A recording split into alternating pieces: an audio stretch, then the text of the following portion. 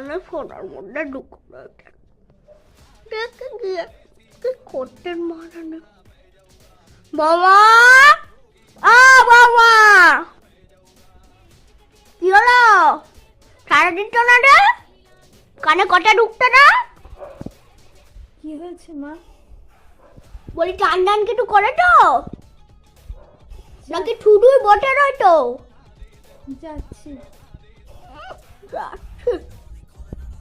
আমাদের সময় না আমরা সকালে উঠে শাশুড়িকে চা দিয়ে স্বামীর জন্য টিফিন প্যাক করে তারপর ঘরের কাজবাজ করে একদম রাত্রেবেলা গিয়ে আমরা একটুখানি বসতে পেতাম।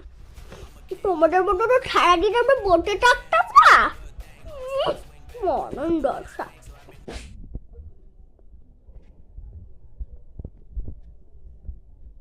ভালো লাগলে সাবস্ক্রাইব করে দেবেন এমন কুটুটে শাশুড়ির ভিডিও দেখার জন্য।